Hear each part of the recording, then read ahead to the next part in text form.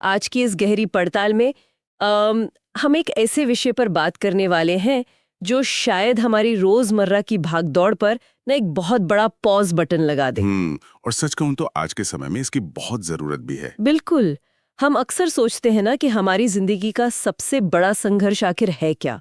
शायद सुबह के ट्रैफिक से लड़ना, या ऑफिस की राजनीति से निपटना, या फिर किसी मुश्किल क्लाइंट को मनाना, या समाज की उन तमाम उम्मीदों पर खरा उतरना जो जो हम पर थोपी गई हैं। हाँ, एकदम सही। हमें लगता है कि हम लगातार इस बाहरी दुनिया से युद्ध कर रहे हैं, लेकिन आज हमारे पास जो स्रोत सामग्री है, जो आचार्य प्रशांत की किताब संघर्ष अपने विरुद्ध के कुछ बहुत ही दिलचस्प अंश हैं, वे इस पूरी धारणा को ही पलट कर रख देते हैं। पूरी तरह से पलट देते हैं। तो आज हमारा मिशन, या कहूँ इस पड़ताल का मुख्य उद्देश्य यही है कि हम ये समझें कि इंसान का सबसे बड़ा और सबसे खूंखार दुश्मन बाहर किसी दफ्तर या समाज में नहीं बैठा है, वो हमारे अपने ही भीतर है। हमारा अपना अहंकार। हाँ, हमारा असली युद्ध खुद की कमजोरियों और अपनी बेहोशी से है। तो मेरा काम आज यही है कि हम इन भारी भरकम लगने वाले विचारों को खोलें। मैं बहुत उत्सुक हूं ये समझने के लिए कि आखिर इस सब का हमारी आज की जिंदगी से क्या लेना देना है। ये समझना आज के समय में और भी ज्यादा जरूरी हो जाता है। हम एक ऐसे दौर में जी रहे हैं जहां जानकारी का कोई अकाल नहीं है। हाँ, इंटरनेट भरा पड़ा है। बिल्कुल। हर जगह कोई ना कोई हमें सफल होने के, शांत रहने के या माइंडफुल होने के तरीके बता रहा है। लेकिन इस सब के बीच हम अक्सर उन बुनियादी भ्रमों को सच मान बैठते हैं जो असल में हमारी परेशानी का कारण है। आज की इस चर्चा का उद्देश्य किसी को उपदेश देना नहीं है, बल्कि एक बहुत ही शांत और तार्किक तरीके से उन परतों को हटाना है जिन्हें हमने अपनी सुविधानुसार ओढ़ लिया है। सही बात है। और इस किताब के अंशों में जो सबसे पहली बात मुझे बहुत दिलचस्प लगी, वो है अध्यात्म या स्पिरिचुअलिटी को लेकर हमारा नजरिया, जो कि बहुत ही सतही हो चुका है। हाँ, आमतौर पर जब हम अध्यात्म शब्द सुनते हैं तो दिमाग में क्या छवि बनती है? पहाड़ों पर बैठा कोई सन्यासी जो बहुत ही शांत है, जिसे दुनिया की कोई परवाह नहीं है, जो आराम से आंखें बंद किए हुए हैं। बिल्कुल। हमें लगता है कि अध्यात्म मतलब सब कुछ छोड़कर बस रिलैक्स करना, लेकिन यहाँ लेखक एक बहुत ही चौंकाने वाला तर्क सामने रखते हैं। उनका कहना है कि ये बाहरी दुनिया, चाहे वो कॉलेज का कंपटीशन हो, व्यापार हो, ये सब असल में बहुत आसान है। और कोई भी आम इंसान जो रोज 12 घंटे काम कर रहा है, वो तो यही सोचेगा कि भाई इसमें आसान क्या है। वही तो मैं भी यही सोच रही थी कि बाहर इतनी प्रतिस्पर्धा है, वो आसान कैसे हो सकती है। हाँ, पहली बार सुनने में ये अजीब कर सकता है। हाँ। लेकिन अगर हम इसके पीछे के तर्क को गहराई से समझें तो बात एकदम साफ हो जाती है। बाहरी दुनिया आसान इसलिए है क्योंकि वहां पासिंग मार्क्स से काम चल जाता है। पासिंग मार्क्स मतलब ये कि आप एक बहुत ही लालची इंसान हो सकते हैं, आप में बहुत गुस्सा हो सकता है, आपके अंदर ढेरों कमजोरियां हो सकती हैं, लेकिन फिर भी आप एक बहुत ही सफल सीईओ या बहुत बड़े व्यापारी बन सकते हैं। अच्छा, यानी बाहरी दुनिया आपके भीतर के खोट को नजरअंदाज कर देती है। एकदम सही। बशर्ते आप नतीजे दे रहे हो। वहां आप अपने पैसे, पद या अपने प्रभाव से अपनी सारी भीतरी कमजोरियों को ढक सकते हैं। मतलब बाहरी दुनिया में दिखावा चल जाता है, आप अंदर से कितने भी डरे हुए हों, बाहर एक अच्छा सूट पहनकर, एक कॉन्फिडेंस सी स्माइल देकर काम चला सकते हैं। बिल्कुल। लेकिन भीतरी दुनिया, या कहें जो असली अध्यात्म है, उसकी शर्तें बेहद निर्मम और कड़ी होती हैं। वहां कोई शॉर्टकट नहीं चलता, कोई दिखावा काम नहीं आता वहां। हाँ, वहां जब तक आपकी आखिरी कमजोरी, आपके भीतर छिपा आखिरी डर या लालच पूरी तरह से खत्म नहीं हो जाता, तब तक आपको कोई जीत नहीं मिलती। असली शांति कोई ऐसी चीज नहीं है जो बस कोई कोर्स कर लेने या 2 मिनट गहरी सांसें ले लेने से मिल जाए। लेखक इसे क्रांति कहते हैं ना। हाँ, क्रांति।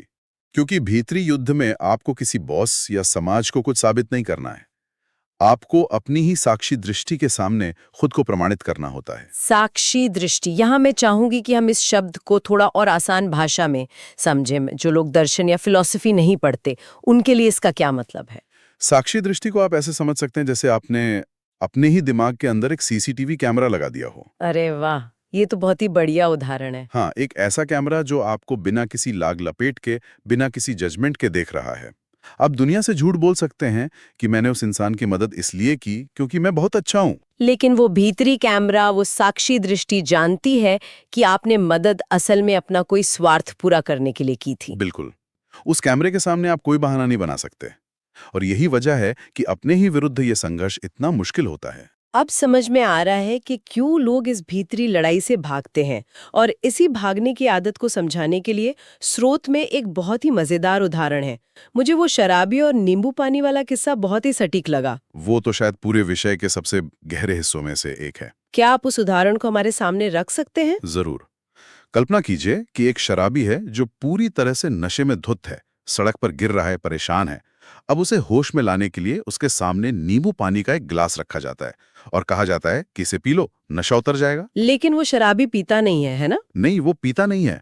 वो उस नींबू पानी को पीने के बजाय अजीब अजीब सवाल पूछने लगता है। वो कहता है, पहले मुझे ये बताओ कि ये शराब आई कहाँ से, मुझे ये नशा चढ़ा कैसे। जिस फैक्ट्री में ये शराब बनी थी उसका मालिक कौन है? हाँ, और वो अंगूर किस खेत में उगे थे। मतलब समाधान बिल्कुल सामने रखा है, पर वो इंसान समस्याओं के इतिहास में पीएचडी करना चाहता है। एकदम सही पकड़ा आपने। वो सवालों की एक पूरी श्रृंखला खड़ी कर देता है ताकि उसे वो नींबू पानी ना पीना पड़े। अब अगर हम इसे अपनी जिंदगी से जोड़कर देखें तो हम भी ठीक यही कर रहे हैं। कैसे? हम अपने जीवन की गड़बड़ियों, अपनी असफलताओं या दुखों को सही ठहराने के लिए हमेशा अतीत में कारण ढूंढते हैं।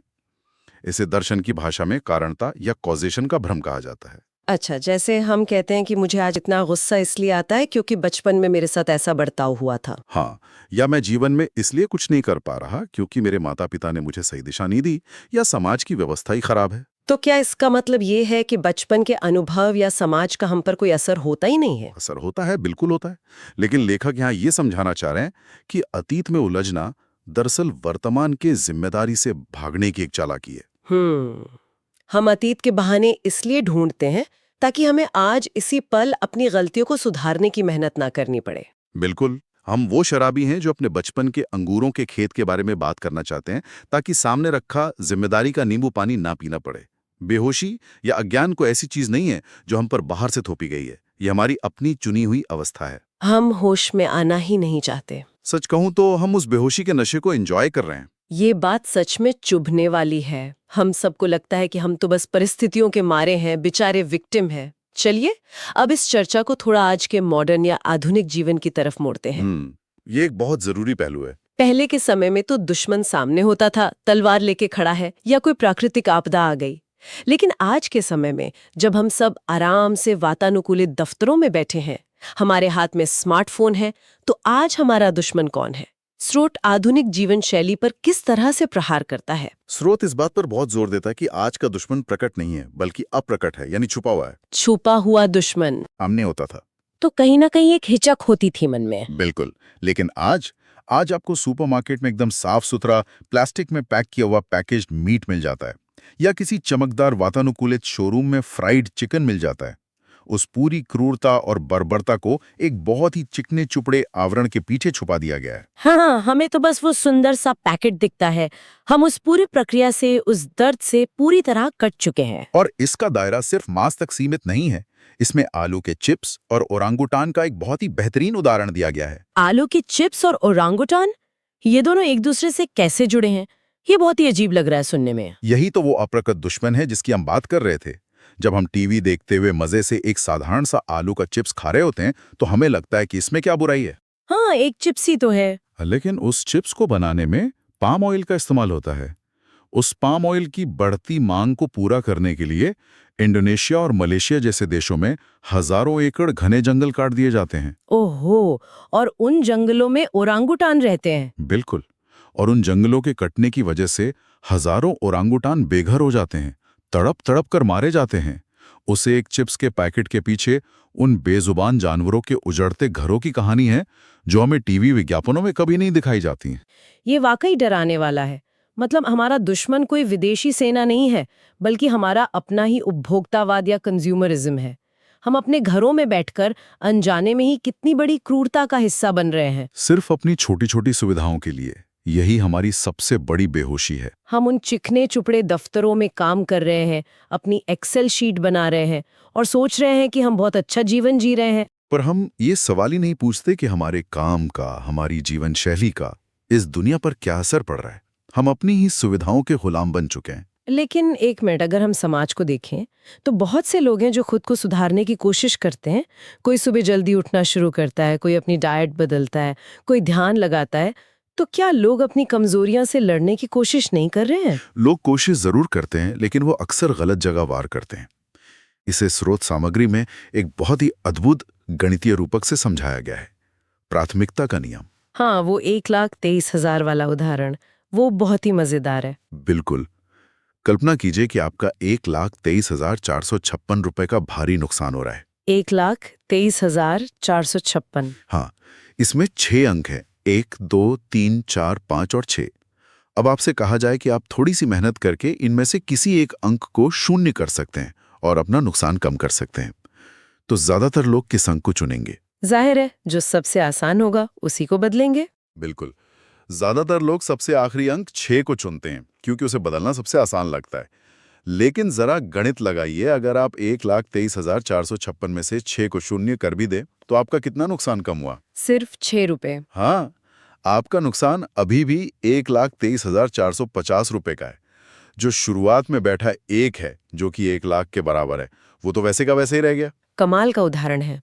तो अगर हम इसे असल जिंदगी पर लागू करें तो ये 6 और 1 असल में क्या है? ये 6 वो बाहरी और सतही चीजें हैं जिन्हें बदलना सबसे आसान होता है। जैसे किसी ने सोच लिया कि आज से मैं सिर्फ सफेद कपड़े पहनूंगा, या मैं प्याज लहसुन खाना छोड़ दूंगा, या रोज सुबह 2 घंटे नहाने धोने के कर्मकांड करूंगा। मतलब बाहरी नियम अपना लिए। हाँ, लोग इन आसान चीजों को करके खुद को बड़ा भारी साधक मान लेते हैं और सोचते हैं कि उन्होंने दुनिया जीत ली। लेकिन जो एक है, यानी उनका मूल अहंकार, उनका स्वार्थ, उस पर वो कोई काम नहीं करते। बिल्कुल। जो गहरा लालच और भीतर बैठी असुरक्षा है, वो अछूती रह जाती है। कबीरदास जी ने कहा है ना, एक साधे सब सधे, सब साधे सब जाए। अगर आप उस मुख्य एक को, उस केंद्र को साध लेते हैं, तो बाकी की छोटी मोटी कमजोरियां अपने आप गिर जाएंगी। और यहाँ स्रोत में वो जो बबूल के पेड़ वाला उदाहरण है, वो एकदम फिट बैठता है। लेखक कहते हैं कि लोग क्या करते हैं, उनके भीतर का स्वभाव तो बबूल के कांटीले पेड़ जैसा ही रहता है, लेकिन वो बाहर से उस पर प्लास्टिक के रसीले आम लटका देते हैं। दुनिया को दिखाने के लिए कि देखो हमारा पेड़ कितना मीठा फल दे रहा है। हाँ, हम अपनी बाहरी छवि को तो बहुत सुंदर बना लेते हैं, लेकिन भीतर का जो अहंकार रूपी बबूल है, वो वैसा का वैसा ही खड़ा रहता है। और यही वजह है कि हम व्यक्तिगत स्तर पर ही नहीं, बल्कि एक राष्ट्र या समाज के स्तर पर भी बहुत पीछे रह जाते हैं। अब जब आपने राष्ट्र की बात छेड़ी ही है, तो स्रोत के उस हिस्से पर आते हैं जो बहुत ही कड़वा सच सामने रखता है। वो हिस्सा जो भारत की स्थिति का विश्लेषण करता है। हाँ, लेखक ने भारत के पिछड़ेपन को लेकर कुछ बहुत ही तीखे सवाल उठाए हैं। एक ऐसा देश जिसकी आबादी दुनिया में सबसे ज्यादा है, वो ओलंपिक्स जैसे खेलों में, नए आविष्कारों या इनोवेशन में, विज्ञान के क्षेत्र में, और यहाँ तक कि अपनी रक्षा के लिए हथियार बनाने में इतना पीछे क्यों है? ये हिस्सा वाकई बहुत निष्पक्ष और बेबाक तरीके से लिखा गया है। किताब बिना किसी राजनीतिक झुकाव के ये विश्लेषण करती है कि कैसे भारत अक्सर एक रक्षात्मक रवैया अपनाता है, डिफेंसिव माइंडसेट। हाँ, स्रोत में साफ तौर पर लिखा है कि चीन और पाकिस्तान जैसे देशों के संदर्भ में हमारा रवैया कैसा रहता है। बिल्कुल। लेखक तर्क देते हैं कि आबादी में हमसे कहीं छोटे देश अक्सर हमारे लिए एक मनोवैज्ञानिक हौवा बने रहते हैं, या बड़े देशों के सामने हम एक दब्बू रवैया अपना लेते हैं। और इसका कारण बाहरी नहीं है। नहीं, इसके पीछे का कारण हमारी कोई बाहरी कमी नहीं, बल्कि हमारी मानसिक बनावट है। और यहाँ लेखक एक बहुत ही गहरी बात कहते हैं कि हमने अपने ही महान दर्शन, अपने ही फिलॉसफी का भारी दुरुपयोग किया है। दुरुपयोग? वो कैसे? भारत तो वेदांत और गीता का देश है, हम तो कर्म में विश्वास रखते हैं। वेदांत में एक बहुत ही गहरा सिद्धांत है, जगत मिथ्या, यानी ये संसार एक भ्रम है, स्थायी नहीं है। और नहम देहास्मि, यानी मैं केवल ये हाड़ मांस का शरीर नहीं हूं। ये बातें तो बहुत गहरी हैं। हाँ, और ये बातें प्राचीन ऋषियों ने इसलिए कही थी ताकि इंसान दुनिया की छोटी मोटी चीजों के मोह में फंसकर डरे नहीं और आजाद होकर बिना किसी भय के अपने कर्तव्य निभाए। लेकिन समय के साथ लोगों ने इसका क्या अर्थ निकाल लिया। क्या निकाला? लोगों ने इसे अपनी काहिली, अपनी अकर्मण्यता और कामचोरी को सही ठहराने का हथियार बना लिया। अच्छा, मतलब अगर कोई काम नहीं करना है तो कह दो कि अरे भाई, ये दुनिया तो मोह माया है, ये सब तो मिथ्या है, मेहनत करके क्या ही मिल जाएगा। एकदम सही। इसी गलत समझ की वजह से हमने अपने स्वास्थ्य पर ध्यान देना छोड़ दिया, ये सोचकर कि शरीर तो नश्वर है। हमने अच्छी सड़कें बनानी, अच्छी टेक्नोलॉजी विकसित करनी छोड़ दी, क्योंकि जब सब कुछ राख ही होना है तो क्या फायदा। हमने बस जुगाड़ को ही अपनी सबसे बड़ी उपलब्धि मान लिया। बिल्कुल। जबकि अगर हम गीता को देखें तो श्री कृष्ण ने अर्जुन को कुरुक्षेत्र में क्या संदेश दिया था? उन्होंने अर्जुन को युद्ध के मैदान से भागकर पहाड़ों पर जाने या आंखें बंद करके नाचने गाने को नहीं कहा था। हाँ, गीता का तो पूरा सार ही कर्म और घोर संघर्ष पे टिका है। श्री कृष्ण का संदेश था युद्ध यस्व, यानी युद्ध कर। उनका संदेश था अपने हर काम में उत्कृष्टता लाना, एक्सीलेंस हासिल करना, नंबर 1 बनना। अगर आप योद्धा हैं तो सर्वश्रेष्ठ योद्धा बनिए। हाँ, लेकिन हमने उस उत्कृष्टता को छोड़कर समझौते वाली जिंदगी को अपना लिया। ये सब सुनकर ऐसा लगता है कि हम एक बहुत ही गहरी नींद में सो रहे हैं। लेकिन यहाँ मेरे मन में एक सवाल उठता है। जी बताइए। जब कोई इंसान ऐसी किताबें पढ़ता है या ऐसे विचार सुनता है तो वो तुरंत बदल क्यों नहीं जाता? हम ज्ञान तो लेते हैं पर वो ज्ञान हमारे जीवन में उतरता क्यों नहीं है? इसका सीधा सा कारण है कि हम ज्ञान को अपनी शर्तों पर लेना चाहते हैं। सीखने का असली मतलब क्या है? हम सोचते हैं कि कोई नई बात सुनी, उसे अपनी भाषा में अनुवाद कर लिया और हम ज्ञानी हो गए। पर असल में ऐसा होता नहीं है। नहीं, लेखक यहाँ बहुत स्पष्ट कहते हैं कि अगर कोई भी नई बात, कोई नया विचार आपके भीतर के किसी पुरानी मान्यता को, किसी झूठे विश्वास को तोड़ता नहीं है, आपको भीतर से अपमानित महसूस नहीं कराता, तो आपने कुछ नया सीखा ही नहीं है। इसके लिए जो रूपक इस्तेमाल हुआ है वो मेरा पसंदीदा है, बुलडोजर और गुलाब जल का। बहुत ही शक्तिशाली रूपक है वो। हम अक्सर चाहते हैं कि जब कोई नया ज्ञान या नया विचार आए तो वो हमारी पुरानी मान्यताओं की जर्जर इमारत पर बस थोड़ा सा महकता हुआ गुलाब जल छिड़क दे। हम चाहते हैं कि हमारी पुरानी सोच भी बची रहे, हमें कोई दर्द भी ना हो और हमें नया ज्ञान मिलने का अच्छा एहसास भी हो जाए। लेकिन सच्चा ज्ञान कभी गुलाब जल नहीं होता, वो एक बुलडोजर की तरह आता है। बिल्कुल, उसका काम ही है उन पुराने ढह चुके और खोखले ढांचों को पूरी तरह से गिरा देना, जिन्हें हम अब तक परम सत्य मानकर बैठे थे। जब बुलडोजर चलता है तो धूल उड़ती है, आवाज होती है और इमारत को गिरना पड़ता है। ठीक वैसे ही, बिना भीतरी चोट खाए, बिना अपने अहंकार को ये स्वीकार कराए कि वो अब तक गलत था, समझदारी आ ही नहीं सकती। और चूंकि ये चोट खाना, अपनी गलती मानना किसी को पसंद नहीं आता, इसीलिए हम असल में कुछ नया सीखना ही नहीं चाहते। वाकई ये पूरी पड़ताल एक बुलडोजर जैसा ही अनुभव रही है।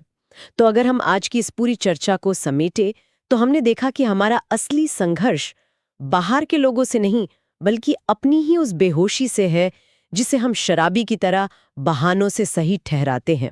और हमने ये भी जाना कि कैसे हम 1 लाख रुपए के भारी नुकसान यानी अपने अहंकार को छोड़कर 6 रुपए के सतही बदलाव में उलझे रहते हैं। सबसे महत्वपूर्ण बात, अध्यात्म या जगत मिथ्या का मतलब जिम्मेदारी से भागना नहीं है, बल्कि बिना किसी डर के अपने हर काम में पूर्ण उत्कृष्टता यानी एक्सीलेंस लाना है।